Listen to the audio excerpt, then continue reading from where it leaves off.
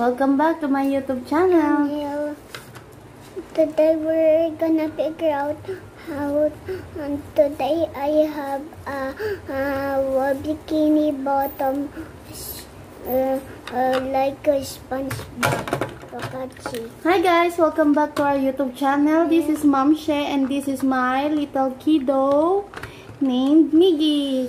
Today we're gonna show you guys the bikini bottom from Jollibee Kiddie Meal. Nabili namin siya guys kasi as requested by our kiddo. You know naman, this little guy is spoiled. Hindi naman totally spoiled. Actually, ngayon na lang namin siya ulit binila ng ganito.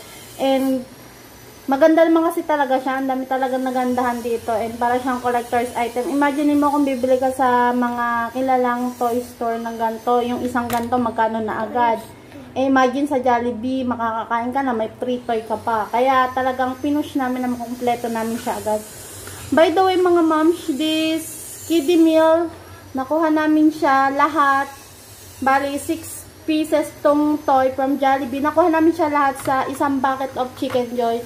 Worth 649 siya, mga moms. O, diba? Mas makakatipid ka na kumpara sa buy meal kung bibili ka. Ayan mga moms, hindi na namin sa inyo napakita ang unboxing kasi sobrang excited na ng kiddo. Kanina pa namin, bali binili ito ng dada niya galing night shift. And pagka uwi, dumiretso sa Jollibee. And ayan mga moms, tada! Maganda talaga siya mga moms, hindi kayo magsisisi. Kumbaga, matutuwa ang mga kiddo nyo. Ayan si Squidward, si Sandy, si Gary. Eto, sino to, bebe? Si Mr. Gabs. And this Nasi one. ko din si Gary. Sino po ito? Si Mr. Patrick. Si Patrick. Yes. And si SpongeBob. SpongeBob. And share ko na din sa inyo mga moms, hindi lang siya basta toy or kasi naisip ko nito since nagbe-bake ako, ang biglang pumasok sa isip ko, pwede siyang pang cake topper kung bibili ka na, ay kung gagawa ka ng cake. Ayan mga moms, hindi lang siya basta toy. May mga gamit din siya. Like this one, si SpongeBob is, ayan, natanggal. Tinanggal niya kasi ito mga moms. Pero hindi talaga siya natatanggal. Nakadikit lang dapat siya. Mabait kasi yung anak ko. Tinanggal niya. Ayan o. Kasama yung kamay ni SpongeBob na natanggal. May dilaw-dilaw pa. Eto mga moms. Etong cup ni SpongeBob ay, kay SpongeBob to, serves as ruler din daw to. Ayan o, look. Ruler siya. Ruler nga naman. Ayan, di ba? Hindi lang siya basta toy. Balik natin kay SpongeBob. Balik natin yung panghuli ni SpongeBob ng jellyfish.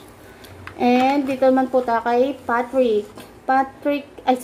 Si Squidward Tentacles. And si Squidward po ay hindi lang po siya basta toy. Siya po ay isang ballpen. Natinta naman siya mga moms and kulay blue ang ink niya.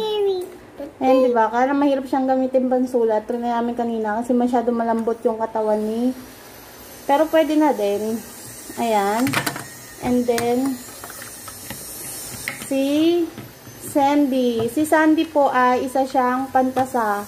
Pencil sharpener. Ayan po. Dito po ilulusot yung pencil. And habang nagtatasa ka, gumaganto-ganto po yung braso niya. Ayan, diba? Dito nalabas yung kalat. Wala siyang takip, kaya much better na kapag gagamitin nyo siya, tapat nyo kagad sa basurahan para walang kalat. Ayan. Pang ano lang siya, regular size na pencil. And, balik na natin siya. Ay! Medyo hindi sturdy yung tayo niya mga moms. Kaya, tayo na lang mag-a-adjust. Ayan. And then, si Gary. Si Gary naman, ang cute-cute niya talaga, 'di ba? Ang cute niya. Imagine mo kung bibilin mo to per piece sa mga toy store. Ang mahal na din ito mga ma'am siya. Si Gary po ay tape dispenser. Ito po. Pinakalaman na po kasi ng mamaya yan, baby. Pinakalaman na po kasi ng bata. Ito, plastic po yung pang ano niya para mas safe na din siguro sa kids na maglalaro. Hindi siya nakakaputol. Guntingin na lang. Ayan. Hindi pa namin alam paano siya matatanggal. Binubuka lang siguro to mga moms. Kasi may kasama na siyang tape kapag binili mo siya. May tape na siyang kasama. Ayan. Kaya hindi namin alam kung paano papalitan if ever.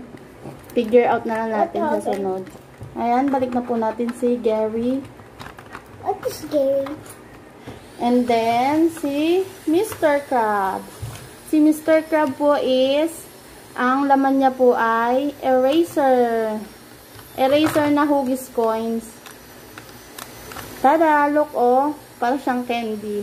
Eraser siya, pero hugis coins. Tapos, dito mo siya makukuha sa gitna.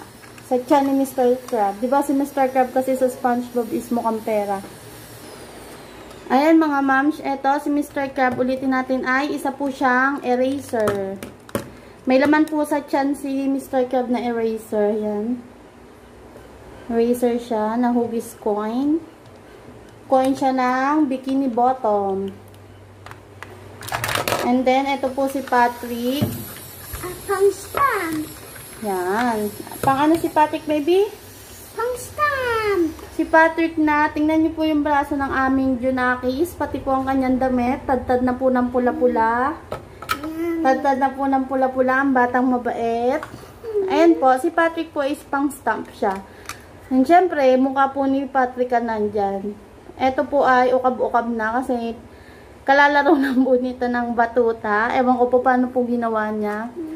Ganito siya, oh. Mukha ni Patrick ang may stamp. Feeling ko safe naman siya kasi nga hindi yung siguro gagawa ang Jollibee ng toxic siya sa Kido kasi alam naman nila na ang market nila ay mga bagets. By the way mga moms, katulad ng ibang toys ng Jollibee, SpongeBob Bikini Bottom set is made from China. Ayan mga moms, naipakita na natin ang mga ano nila, use. Maganda siya mga moms, hindi kayo magsisisi and hindi sulit, kumbaga sulit talaga yung bayad nyo. Sulit yung sulit yung ibabayad nyo kasi nabusog na kayo, may toys pa kayo. Kaya ayan lang for today mga moms and Dapat ganyan lang, Mami. opo, si SpongeBob lang nakaharap. Ayan lang for today mga moms. Thank you for watching. Please don't forget to like and subscribe to our YouTube channel. Bye-bye!